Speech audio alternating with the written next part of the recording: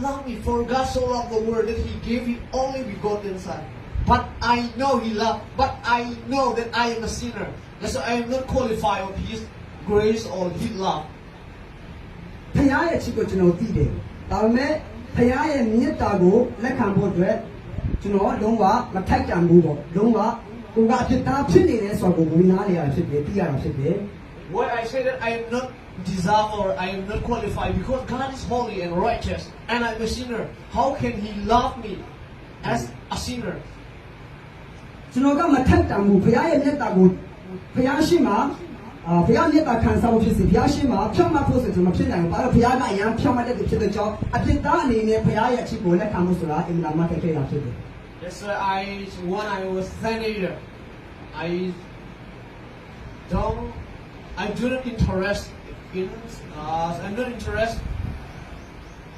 the religion or Christianity or any community. ဒါကြောင့်ကျွန်တော်ကခရိယန် community အဖွဲ့အစည်းတွေပဲအဖွဲ့အစည်းကိုကျွန်တော်စိတ်မဝင်စားဘူးလို့ပြောပါစိတ်မဝင်စားဘူးဖြစ်တယ်အဖွဲ့အစည်းတွေပါလာတရားတွေစိတ်မဝင်စားဘူး But by the grace of God, when I look at and when I think about it, the grace of God, we can see here Romans 5:8, where we are still a sinner, we are still sinners. ဒါပေမဲ့ဘုရားရဲ့နှုတ်ကပတ်တော်ကျွန်တော်ကြည့်တဲ့အခါမှာတော့ကဖတ်ပြီးတဲ့အတိုင်းပဲအဲ့ဒီနှုတ်ကပတ်တော်ဖတ်ရှုတဲ့အခါမှာဘုရားရဲ့ဂျေဇုတရားကိုကျွန်တော်မြင်လာတာဖြစ်တယ် Why we are still sinners. ကျွန်တော်အပြစ်ရှိတဲ့အထောက်အထားပါပဲဘုရားရဲ့ Jesus Christ died, God sent His Son for us. ဘုရားကသူ့ရဲ့သားတော်ယေရှုခရစ်တော်ကိုစေလွှတ်ပေးခဲ့တာဖြစ်တယ်ကျွန်တော်အားလုံးဖြစ်ပါတယ် Not after when we are righteous, but still we are sinners. He sent. ဖြောင့်မတ်ပြီးတဲ့နောက်ပိုင်းမှာပဲဘုရားကစေလွှတ်ပေးတာမဟုတ်ဘူးကျွန်တော်အပြစ်ရှိတဲ့အတော်အတွင်းမှာပင်လေဘုရားသခင်ကသူ့ရဲ့သားတော်ကိုကျွန်တော်အတွက်စေလွှတ်ပေးခဲ့တာဖြစ်ပါတယ် Many people say, if you want to be the son of God, daughter of God, you have to be perfect and righteous. တချို့အများစုသောလူကပြောတယ်ခင်ဗျာဘုရားရဲ့တားပြီးဖြစ်ဆိုတော့စုံရဲသူဖြစ်ရမယ်ပြည့်စုံလို့ဖြစ်ရမယ်ဆိုလို့ပြောကြပါတယ် What the Bible, it may be in the Old Testament time, but in the grace of God, in empty time, it's not like it. အဲ့ဒီဖြောင့်မတ်ခြင်းတွေကတမန်ဟောင်းကျမ်းမှာတော့ဖြစ်ကောင်းဖြစ်နိုင်ပါတယ်တမန်တိကျမ်းမှာတော့ဘုရားရဲ့ဂျေဇုတော်တဲ့ကြောင့်ပဲဖြောင့်မတ်ခြင်းရမှာဖြစ်တယ် So one grace in Greek, charis, it means undeserved favor,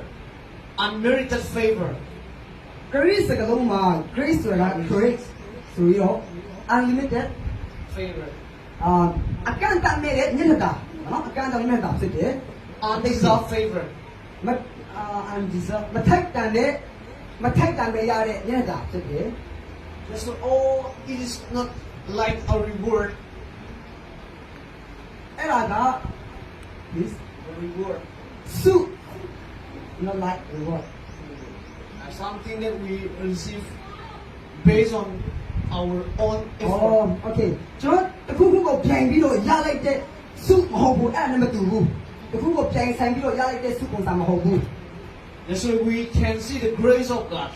Even in Old Testament time, God loved people because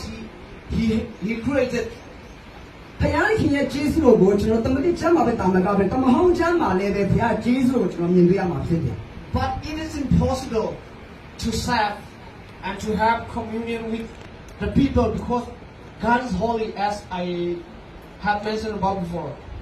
ဒါမဲ့တမန်ဟောင်းမှာတော့ဘုရားနဲ့လက်တွေ့ချိတ်ဆက်ဖို့ကမလွယ်ဘူးဘာလို့ဘုရားကအရန်တန်ရှင်းနေကျွန်တော်လူတိုင်းကထိတွေ့ခံစားလို့မရဘူးဘုရားကိုကိုယ်ကိုမရှိခဲ့ကြဘူးဖြစ်တယ် But God had many things tried man to be a part of Him. ဆိုဘုရားကဒါကြောင့်သူ့ရဲ့လူတွေတချို့ကိုများစွာရေးကောက်ခဲ့တယ်သူ့ရဲ့အစိတ်အပိုင်းပေါ်သူ့ရဲ့ကိုယ်စားဖြစ်ပေါ့နော်အတုံးပြုဖို့အတွက်ရေးကောက်တာဖြစ်တယ်လူတွေကိုဥမာမိုးရှိလို့ပေါ့နော်ဒါလေးဖြစ် To be righteous, to be perfect, as the priest, they had to shed the blood of animal. တန်ရှင်းဖြောင်းမတဲ့သူဖြစ်ဖို့ဘုရားခင်ရှင်မှာဖြောင်းမတဲ့သူဖြစ်ဖို့အတွက်လည်းကောင်းပြည်စုံတဲ့လူသားစုံတဲ့လူသားအဖြစ်အတွက်လည်းကောင်းပါလို့လဲဆိုရင်ပရိုဟိတ်စီမှာတွားပြီးတော့အတွေ့အကြုံလောင်းချင်းလုပ်ရတာဖြစ်တယ်အတွေ့အကြုံလောင်းမှာဘုရားရှင်မှာဖြောင်းမတာဖြစ်တယ် One day shed the blood of animals.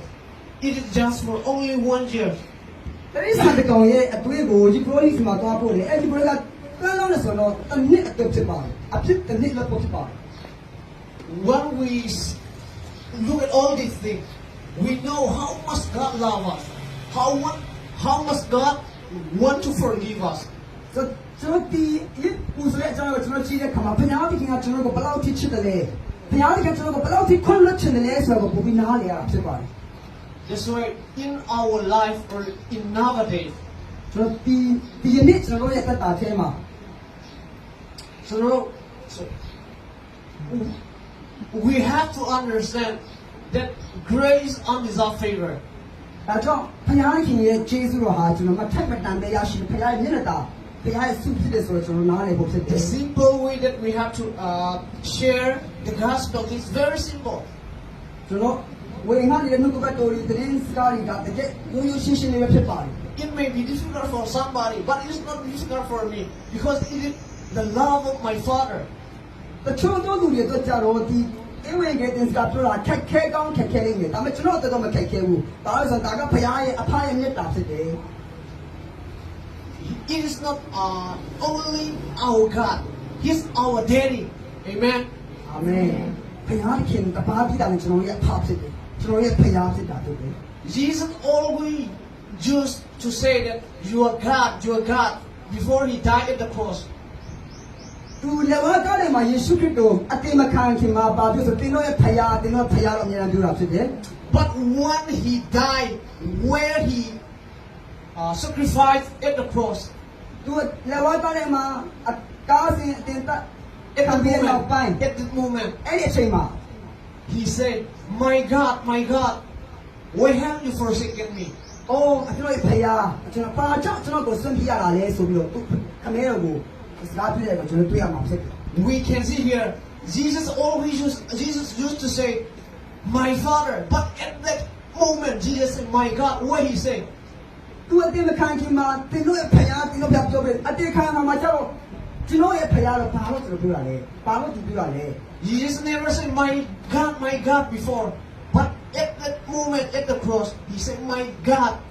တကယ်လည်းဝါကားတဲ့ခါမှာကျတော့ငါရဲ့ဘုရားလို့သူတုံးခဲ့တာဖြစ်တယ် Why? Because He had no longer to call God the Father, but He had to call God because He bear at that moment, He bear the sins of all the world. ဆိုဘာကြောင့်လဲဆိုရင်တော့သူကအဲ့ကောင်ပြန်ပြီးတော့အဖြစ်အားလုံးရဲ့ကိုယ်စားသူတွေခံပြီးတော့ပြန်ပြီးတော့တွားမယ့်ချိန်ဖြစ်တယ်အထက်ကိုပြန်လို့ချိန်ဖြစ်တော့ပြောလို့ပြဖြစ်တယ် Jesus bear and took our place. That's why He is no longer the Son of God because He became a sinner for us. ဆိုတော့ကျွန်တော်ရဲ့အဖြစ်ရှင်များကိုသူလက်ဝါးကားထဲမှာတေခါမှာအဖဖရားရဲ့အမျက်တော်ကိုလွှတ်ချင်ကားတယ်ပြီးတော့သူကလက်ဝါးကားထဲအတေခံပြီးတော့